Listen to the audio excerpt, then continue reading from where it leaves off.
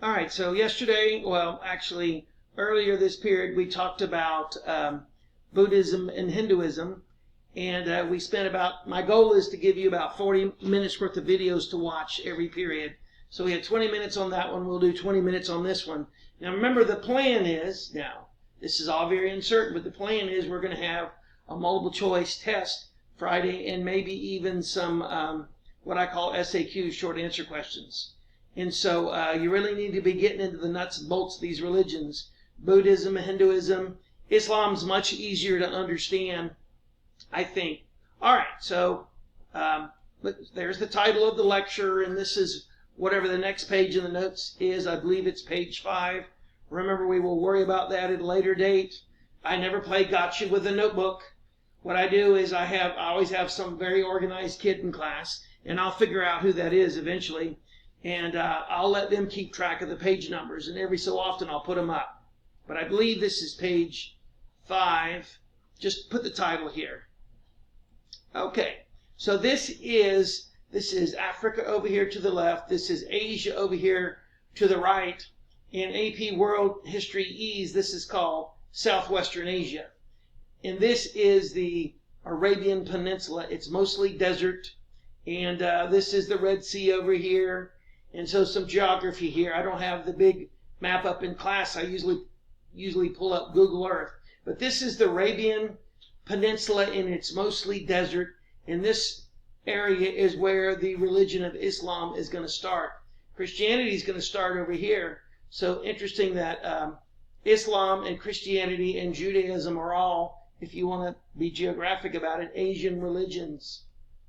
All right, so Muhammad. Now, it's possible that's misspelled. I think maybe it's actually one H, two M, two M's. It's this word, when I was younger and your parents were in school, we called him Mohammed. And we called followers of Muhammad Muslims, and they read the Quran. Somewhere about 20 or 30 years ago, they changed all those around, at least not in the language, not in Arabic, but in the language they're translated in over here. And now we call him Muhammad or Muhammad. And the book that the Muslims, not Muslims anymore, Muslims read is the Quran instead of the Quran. So if you hear someone say Mohammed, Quran, and Muslim, then it's someone probably from my generation, your grandparents, maybe even your parents. Okay, like I said, I think it's probably misspelled. Moving on. All right, so this guy is born 570 CE. Now remember, that stands for current era. It's the same thing the old Christians would call AD, Anno Domini, after Jesus' death. They just now call it current era. Anyway, he was born 570 CE, and the Arabian Peninsula is mostly desert. Now, I think you probably know what animal was very important for transportation across the desert. There were horses over in that area at one point, but of course, the main method of transportation is the camel. Okay? And the people that lived there were nomadic Bedouins, which means that they moved round and round looking for sources of food, or more likely water. And he was born into this region, into this culture, this society, the nomadic Bedouins. And what they had was clan leadership, which means family oriented. When we talk about the Aztec later on, we're going to talk about clans. Don't get this mixed up with the Ku Klux Klan. This is clan leadership. It's just family. And these are like organizations of families. A lot of you come from very family-oriented backgrounds. It's always interesting talking to kids. Some kids, when they say, this is part of my family, they're talking about their so-called nuclear family, their parents and brothers and sisters. Some people, when they say family, they mean all their aunts and cousins. Some kids call them their auntie, and they've got about 1 million cousins, and you know what I'm talking about if you know people like this. Depends. I have one of those big country families, too. So this is basically like a family-oriented system. Not unusual in history. Like I said, there's going to be several cultures we talk about. So there's clan leadership, And there's a town called Mecca, and it is a caravan town. So now, a caravan is when these people traveled through the desert for safety and for different reasons. They traveled in groups, pretty much like if you know anything about the Oregon Trail, when people traveled in wagon trains. And so this is a caravan town, which means people would come into town, and they might have been traveling for 6 weeks through the desert. And so they come into town, and I mean, think about it. What do you do when, I always think of the example of the truck stop. In the United States, truck stops kind of have the connotation of being nasty, dirty places. When my kids and I were in Canada, I can't remember the brand name of what was the name of these truck stops, but we used to stop at these truck stops up there, and they were beautiful. They had 2 or 3 different types of restaurants there. You could rent a shower, and the showers were clean. There was nothing scuzzy or dirty or sketchy, or whichever word you want to use about them, because if there had been, we wouldn't have gone there. And so this was back around, we did our big trip up to Canada, I guess around 2003 or 4 or 5, somewhere in there. And so the deal is, my kids were pretty young, so obviously, wanted to keep an eye on them. And so we would go on these truck stops, and there was, like I said, 2 or 3 different types of restaurants. There was a store that sold everything a truck driver could want. Now, this was back before most people had cell phones at all, much less cell phones with internet and all that. I know it's hard for you to imagine, you weren't born yet, but everything you wanted was there. Okay? And so I always use that as an example when I talk about a caravan town. What would you want if you came to town and you'd been out in the desert for 6 weeks? What would you want when you came to town? I don't know, maybe to have a bath, a haircut, a shave, go to a movie, maybe eat in a restaurant with a home-cooked meal, because you'd been eating whatever they carried in the saddlebags on these camels. And so this town was a place a lot of people came to that were in transit. And the religion, the dominant religion there was polytheism, which means they worship many gods. Now, we don't cover ancient world history in this course anymore, but there's a lot of different types of polytheistic religions. The big and we already talked about monotheism, Christianity, Islam, Judaism, the Egyptian religion, and of course the one we talked about last week, Zoroastrianism. Those are all monotheistic religions. Well, whatever religion they had here was polytheistic. There were some Christians there. I'm sure there were some Buddhists there, but the dominant religion was polytheism. And in this town, there was this building, the Kaaba. And I always tell kids, when you're studying and trying to memorize this, just think of it as the cube. I'll go ahead and skip forward and show you a picture of it. That is the Kaaba. Okay, now it was there before Muhammad came along. I think the original building is under these blocks you see, and this is a tapestry on the side. There's a lot of debate about what's in there. I don't remember what it's supposed to be. I think there's supposed to be some scrolls. Maybe, I think the story is that Abraham built it. You can look it up. You don't need to really know what is in it. Just know that this building was there. Now this building is there, and it's a building that all Muslims who can afford it are supposed to go to one time in their life if they can. And so what you see there are hundreds of thousands of people circling this building, but it was there. It predated Muhammad. And so people would come into this town and they would want to see this building. All right? So anyway, here is Muhammad. He is there. He's born into a family of traders. He's a merchant. Okay, this issue of religion and whether or not wealth and capitalism, if you will, is permissible is going to be pretty interesting when we get into this. Most of that has disappeared with them changing this course around to modern AP World History as opposed to World History. But there is some debate about whether or not someone who makes money, makes a profit, is respectable. I can tell you, as I told you last week, in Confucian China, they would not be respected. Confucianists looked down on anyone who tried to make money, whereas modern day Americans, up until recently, now with, there's a lot of people out there now talking about capitalism being evil. I've been teaching for 31 years. This is relatively new for our kids to say that in our high schools. I don't think I would have heard much of that 10 years ago. Now it's quite common among Generation Z. But Muhammad was a merchant, and when Islam started out, merchants in the practice of money making was held in fairly high esteem as long as you were ethical. So anyway, back to the story here. You've got this town.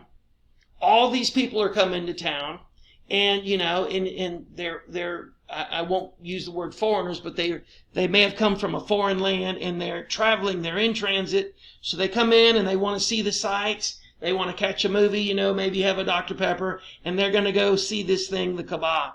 In the middle of all this, Muhammad is born. He eventually marries a wealthy older woman. And here is where we're going to get into the story here. Now, just like every other religion that we talk about in this class, I'm not telling you what to believe. There's a lot of sayings I've had for years in my AP classes, and this was the year until COVID came along that I was going to take some of the sayings, print them up, and put them on the board so I could save my vocal cords and just point to them. And here's one of the things I've been telling my kids. It's a relatively new saying I've used, and here it is. I'm not telling you what to believe. Actually, this is a different saying. This saying is, I'm not telling you that you have to believe this. What I am telling you is there are millions of people who do. I know there are Christians in the classroom, Hindus, Buddhists, atheists, agnostics, but millions of people believe this story, okay? So here it is. Muhammad, at some point in his life, was troubled by the evilness of society, and so he went outside town and he meditated in the hills, and an angel appeared to him. And the angel is Gabriel. Most Christians believe that there are 3 archangels. I remember that Christianity and Islam came from the same root, Judaism, and Gabriel is one of the archangels, and he told Muhammad, proclaim. That's the word he pronounced to them. It's going to get a lot more technical than this.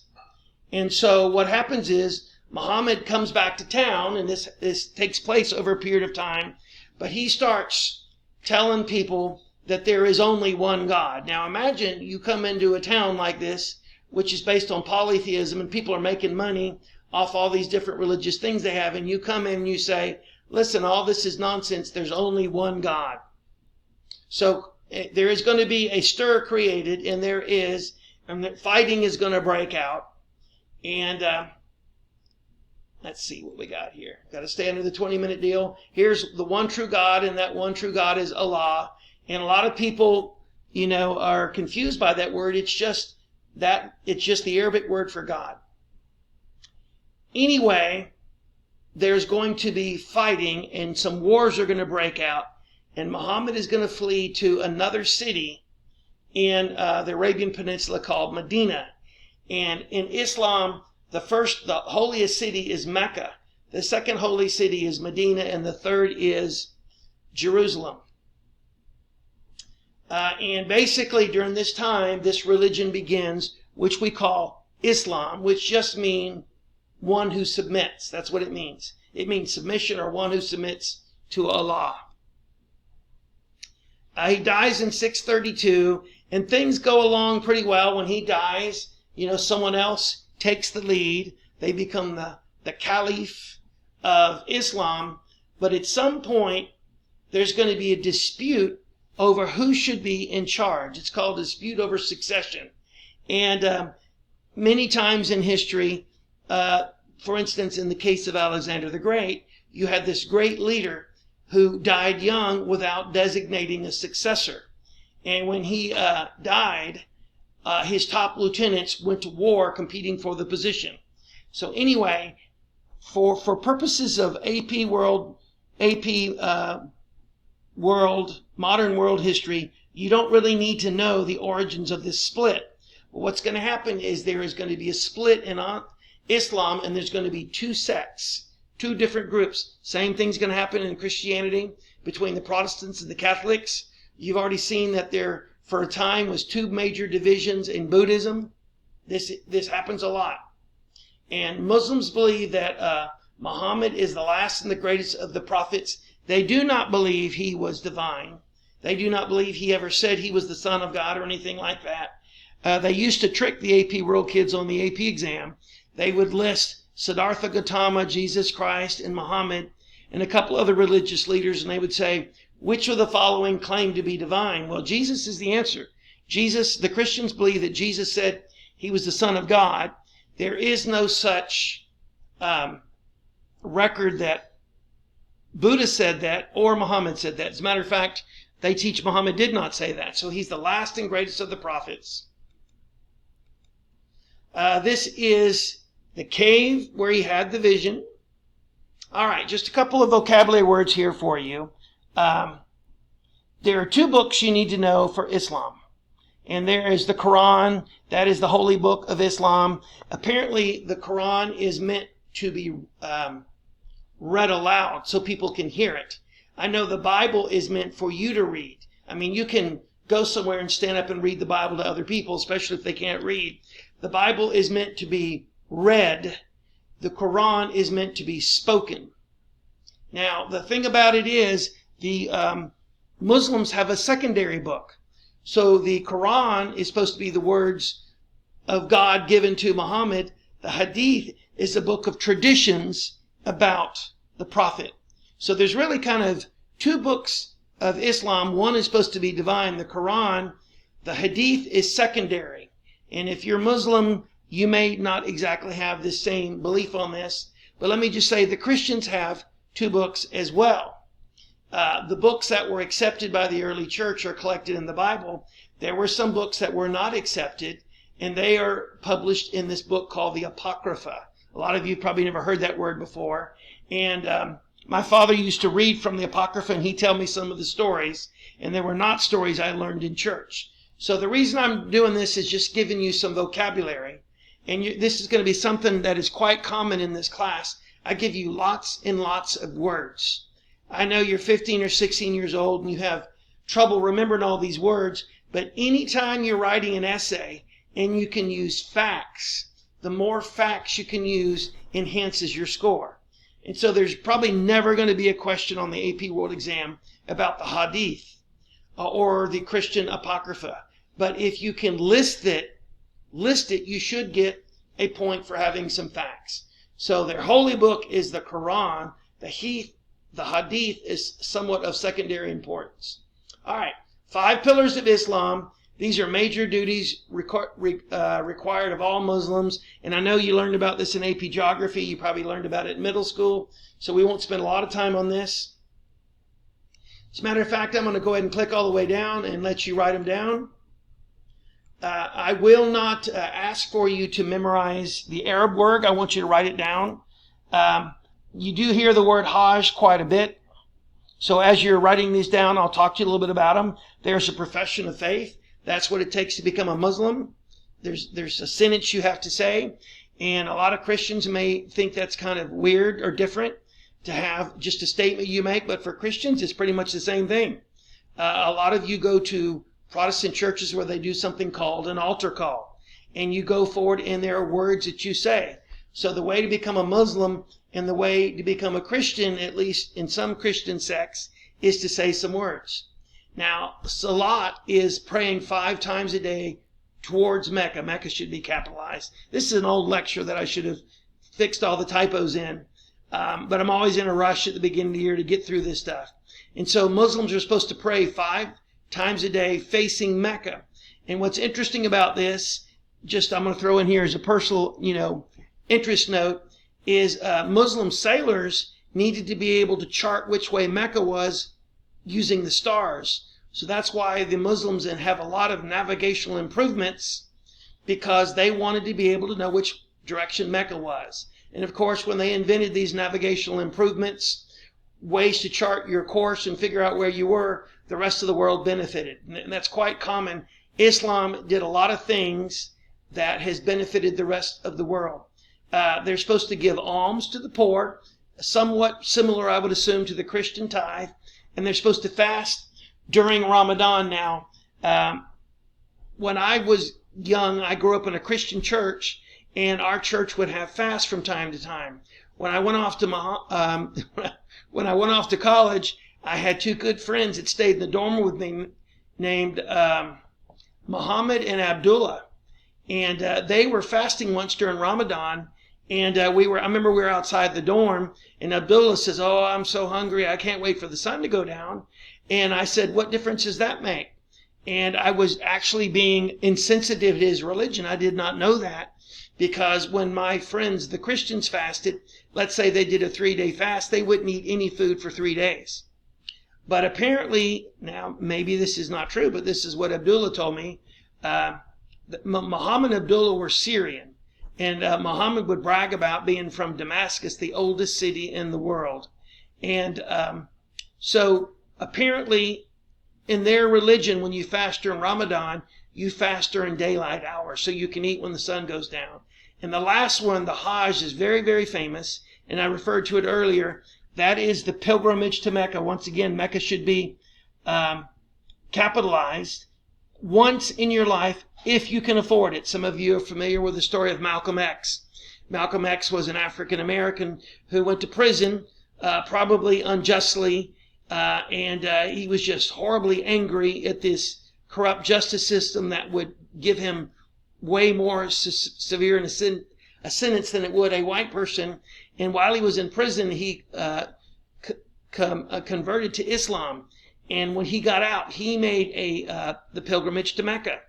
And when he got there, he saw all the races dwelling together in unity.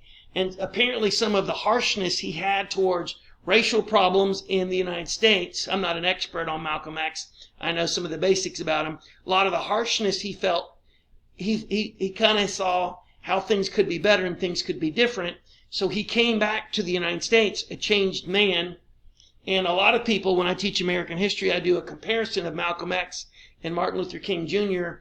And he came back, actually encouraged, Malcolm X did, but he was assassinated not long thereafter. But he actually made this pilgrimage. And the last point I'm going to make is the term Mecca is often used as a slang place for some place you have to go.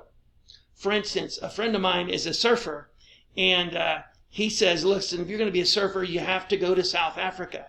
There's a camping spot in Ocala National Forest called Hidden Pond. And I saw a reference in the Orlando Sentinel once talking about places to hike in Florida, and it called it the backpacker's Mecca. That is not intended as any slight to Islam. Just Mecca with a small m, which is probably I spelled it this way when it should be capitalized, is a nickname or slang for some place you have to go if you're an aficionado of some hobby or sport or something like that. And at this point, we are going to stop the lecture.